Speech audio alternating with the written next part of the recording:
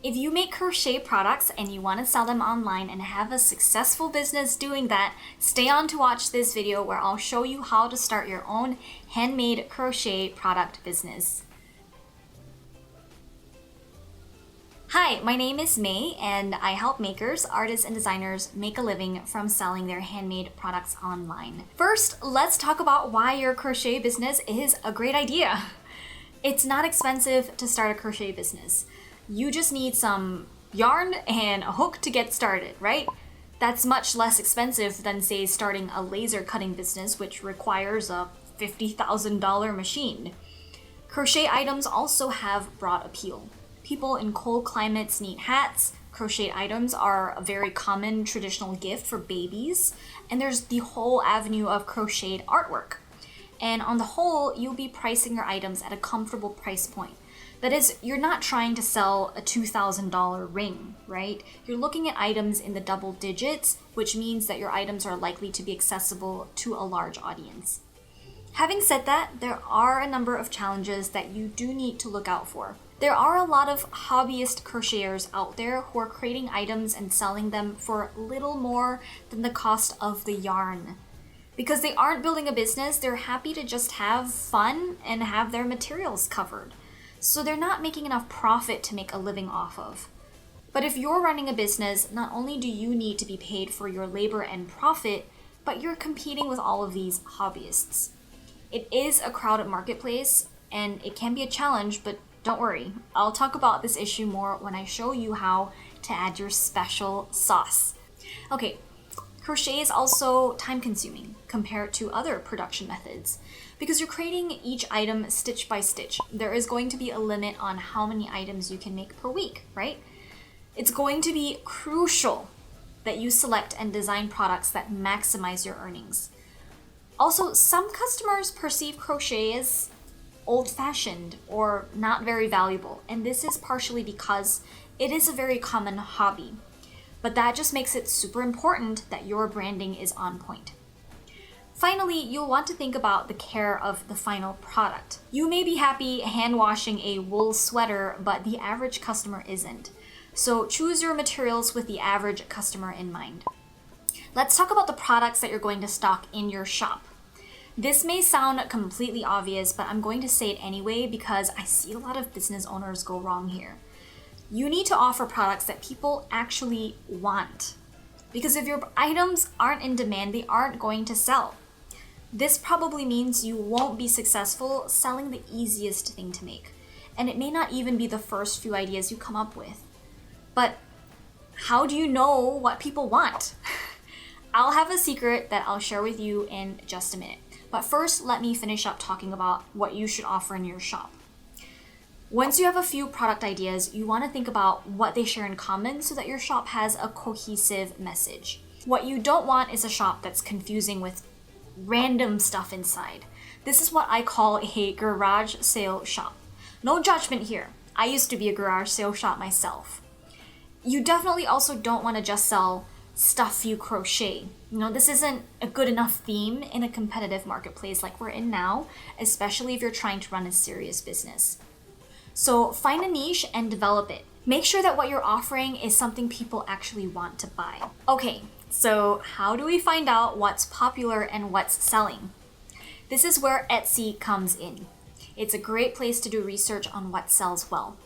Of course, you never copy what other shops are doing, but Etsy is an easy place to do your research because so much of the information is public. You can see how many sales a shop has, how long they've been in business, and how many times an item is sold. So ideally, you'd stay away from a niche that's completely flooded with low-cost competitors like sugar and cream dishcloths. You'd also want to really think hard before you offer something absolutely no one else is doing, like adult-sized custom crochet costumes. Like maybe you're the first person to have the idea and you'd be a total success, but more likely it's a sign that the idea wouldn't really work. I'm not saying don't go for it, but think about it. Remember, you need to sell items that are in demand. My guess is there aren't enough people willing to pay you for the time it takes for you to crochet that custom adult-sized costume. Alright, so you've narrowed down your product ideas to items that you can make and that you're pretty sure people want to buy. Now, let's keep pushing a little bit further. To be successful, you need to make sure your products stand out. I think of it as adding my own special sauce. Your special sauce is what makes your products unique and different from everything else that's out there.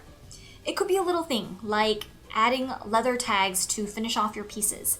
Or maybe it's about the quality of the yarn you use. Maybe it's the designs you use, or maybe you design your own pieces. Whatever it is, you want someone to be able to see your products and say, that's so-and-so's. Your special sauce is the thing you become known for.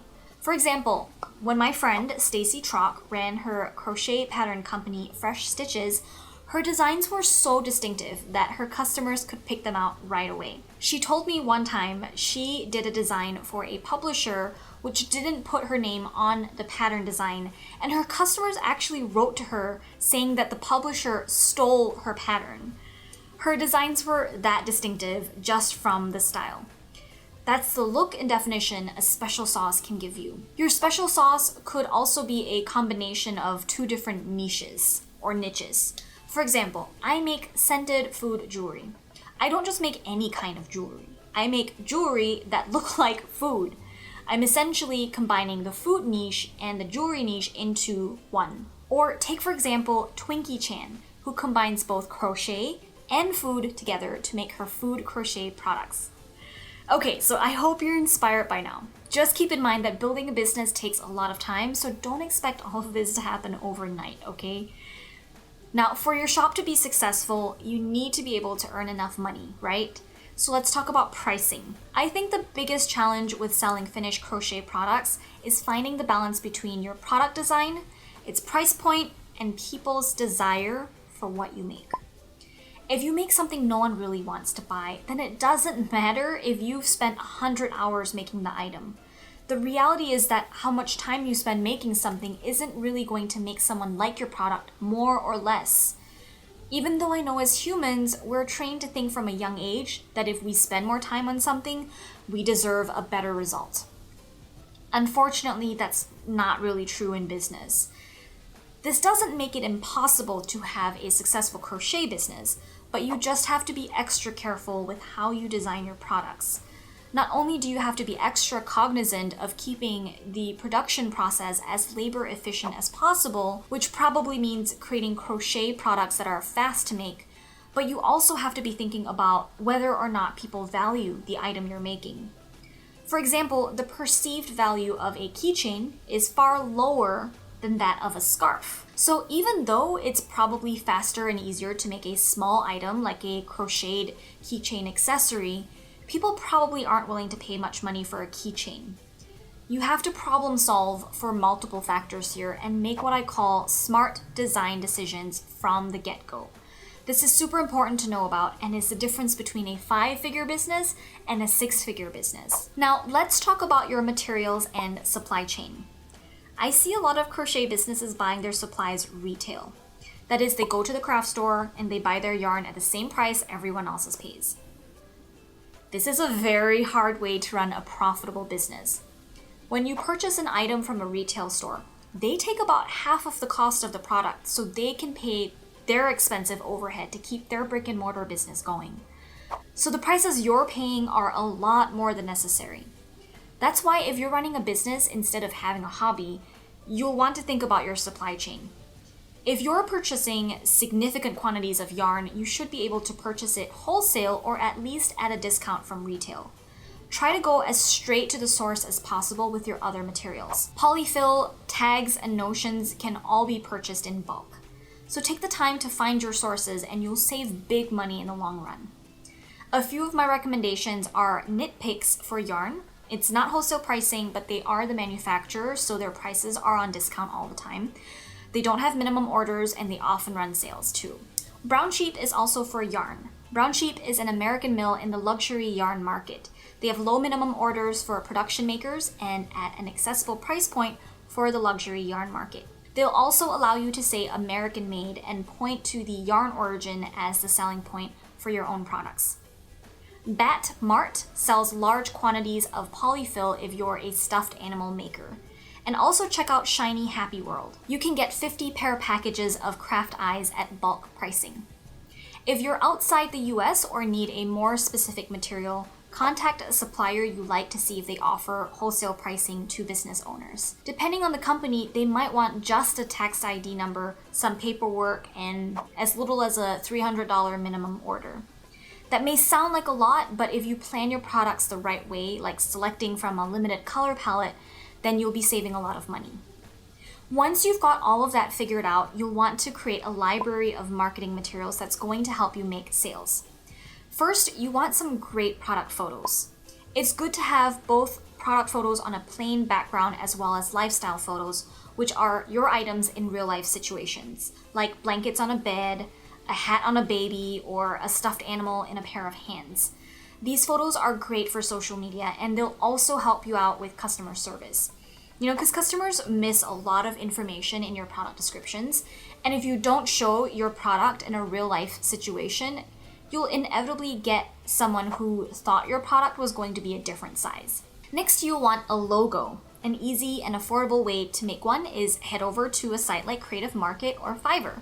You can get either a template to use for yourself or have someone else make you a simple one. They're surprisingly custom looking and usually modern and on trend, but they're probably made using a pre-made template. You can also use these sites to create any packaging or print materials like business cards. A template goes a long way. You don't have to do everything from scratch. You will, of course, also need to get your products up online somewhere. You have options like building up your own site on an e-commerce site builder like Shopify, or to sell on marketplace sites like Etsy and Amazon. I recommend focusing most of your time on your own site, and when you have the time, set up on Etsy and Amazon later. I have a whole other video that talks about the pros and cons of these different options, so you can go check that out if you want a more in-depth explanation. Now, once your business is open, it's time to promote it. If I were to start a business all over again from scratch today and I had very limited funds, I would do media outreach. Media outreach is reaching out to magazine editors, YouTubers, social media influencers, bloggers, and anyone else who has a large following. And the goal is to get them to talk about or feature your products. This is a chance to get your work in front of hundreds of thousands of people. If you want to get that kind of visibility, the other options you have are to pay money for paid advertising, like with Facebook ads, or to slowly build your own following, one follower at a time. Can you imagine how long it would take you to build a following to a decent size where you would make a meaningful income from? And if you didn't know, it would take you years. So media outreach is a great shortcut. Loads of successful online businesses have a track record of being featured in somewhere prominent.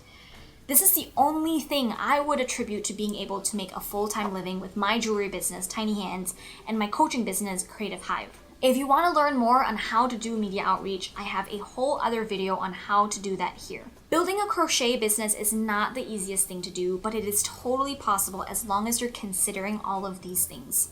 If you found this video helpful, please keep in mind this was totally free for you to watch, so please give it a thumbs up, subscribe to my channel for more handmade business tips, and leave me a comment with any questions you have. And stay on to watch this next video.